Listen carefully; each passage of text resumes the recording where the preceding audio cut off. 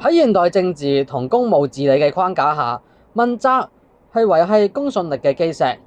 當掌權者或者公職人員犯下嚴重過失或者係道德同埋法律上行為失當嘅時候，體制理應給予相應而且具震懾力嘅懲罰，以彰顯社會嘅公義同埋公平。然而，最近香港司法界發生嘅法官抄襲事件，再次將一個長期困擾社會嘅畸形現象推至風口浪尖。涉案法官最終以提早退休畫上句號。表面上提早退休被包裝成為一種讓違規者引咎下台嘅處罰，但係如果慢慢睇清楚，剝開呢一層官樣文章嘅偽裝，社會大眾就唔難發現呢個不但唔係懲罰，反而係一個極具諷刺意味嘅變相獎勵。由司法機構再到行政體系，呢一種以退代責嘅處理方法，不單止未能夠撫平公眾嘅疑慮，更加喺無形中侵蝕住香港引以為傲嘅法治基石同埋政府治理嘅公信力。法官嘅職責係主持公義，寫出具權威性而且獨特獨創性嘅判詞。判詞唔單係案件裁決嘅依據，更加係司法獨立同埋專業精神嘅體現啊！呢一次抄襲事件當中，涉案法官喺寫判詞嘅時候，大量抄寫原告方嘅訴訟文件，即係贏嗰一方。呢一種行為喺學術界嚟講係絕對不能夠容許嘅。如果俾人捉到，踢你出校都得啊！而喺司法界更加係對司法公正嘅徹底踐踏啊！當呢一宗嚴重損害司法誠信嘅事件曝光之後，公眾期待係嚴肅嘅紀律處分、公開檢討，甚至係褫奪呢條友嘅榮譽同埋待遇啊！但係最終嘅處理結果係批准佢提早退休。呢一種處理方法之所以會引起社會嘅強烈反彈，原因在於提早退休嘅本質啊！第一，提早退休意味住呢個法官依然能夠領取龐大嘅退休金或者係長俸，同埋各種嘅退休福利啊！佢嘅經濟利益未因為嚴重失職而受到實質嘅扣減啊！第二，佢可以體面風光咁樣退場，提早退休就可以免去公開紀律聆訊嘅公審過程，避免咗被正式解僱或者係免職所帶來嘅個人聲譽毀滅啊！第三，缺乏懲戒作用，對違規者而言，呢個只不過係將原本退休計劃提早咗幾年啫，甚至可以理解為提早享受人生啊！將提早退休定義為懲罰咧，無疑係對於公眾智商嘅侮辱啊！亦都係給司法機構誠信抹上不可磨滅嘅陰影啊！更加諷刺嘅係，呢個法官都唔係第一次俾人督到係抄襲㗎啦，之前都試過幾鑊㗎啦。仲更加諷刺嘅係，有傳媒就問一啲有法律背景，即係律師背景嘅立法會議員啦，佢哋就話啦，提早退休係一個懲罰嚟嘅，佢哋係可以令到其他法官唔敢抄襲嘅。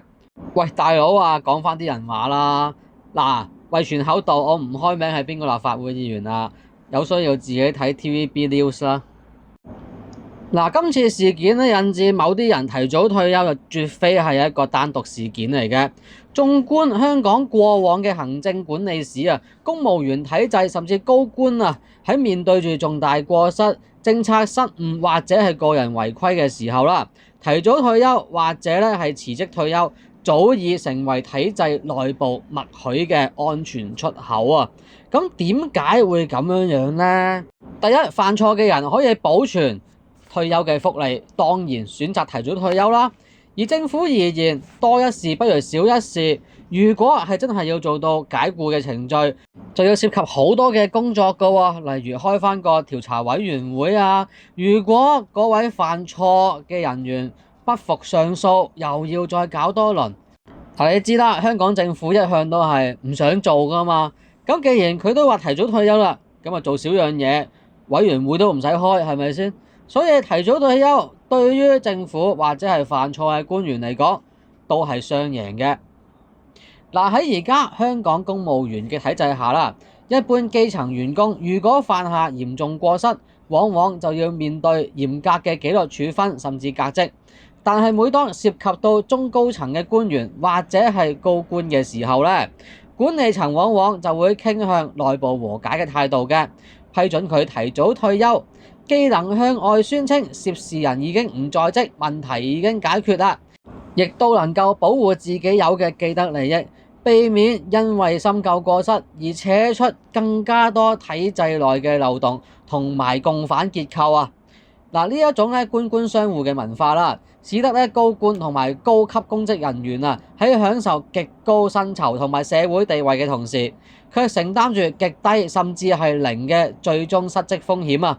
嗱，喺私營機構當中啦，如果員工有嚴重過失啦，或者係抄襲咁樣啦，應該都係即時解僱並且係追討損失，呢個係常態嚟嘅。但係喺體制裏邊啦，提早退休就成為咗高官失職後安享晚年嘅黃金降落傘啦。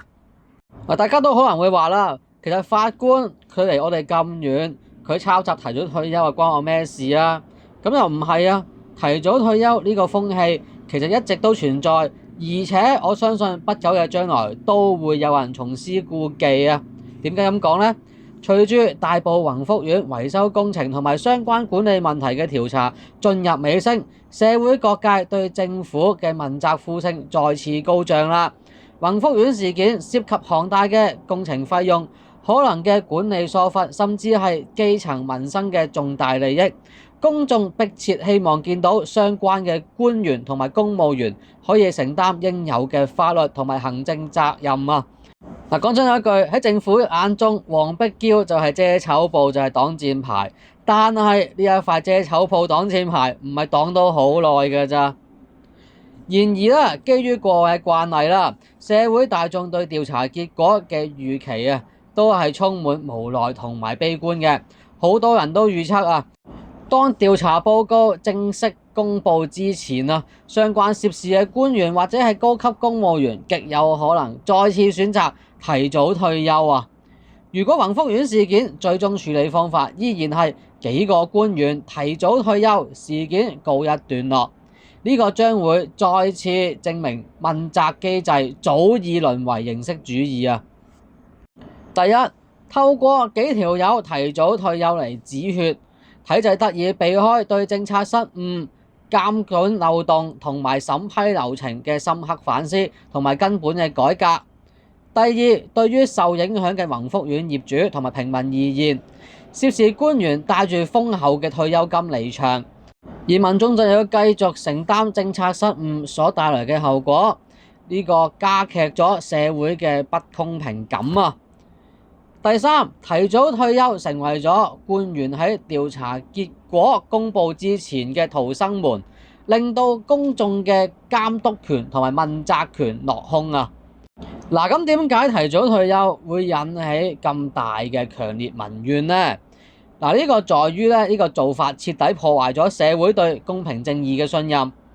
嗱，當普通市民喺日常生活中違反咗法例，需要面對罰款甚至係刑責嘅時候，當基層勞工失職需要面對即時解僱同埋生計有問題嘅時候，社會最高薪、最受尊重嘅法官同埋高級公務員喺犯下嚴重過失之後，竟然可以獲得提早退休、環遊世界、繼續享受生活嘅待遇。呢一種強烈嘅雙重標準，極大刺激咗公眾嘅神經啊！嗱，公眾所嬲嘅唔單止係某個抄襲或者係失職，而係整個機制對失職者嘅寬容，甚至係對公眾訴求嘅冷漠啊！嗱，一個直選有法律背景嘅立法會議員，應該係站喺民意嘅一邊，但係竟然會站喺支持提早退休嘅一邊喎。嗱，當問責制最後變成避風港，當懲罰變成獎勵，政府治理嘅公信力就係一次又一次呢一啲類似提早退休嘅個案被消耗殆盡啦。嗱，要制止呢一啲沸騰嘅民怨啦，重建公眾對司法同埋行政體系嘅信任，當局就一定要徹底改革現行嘅紀律同埋問責制啦。對於犯下嚴重過失、違背職業道德或者係涉嫌違法嘅公職人員同埋法官啊，係一定要實施一個懲罰性嘅機制啊，應該建立清晰嘅扣減、剝奪退休金同埋長俸機制，絕對唔可以俾違規嘅人啊帶住全額利益離場㗎。當然啦，有啲説話咧，政府咧唔啱聽嘅，就往往成日話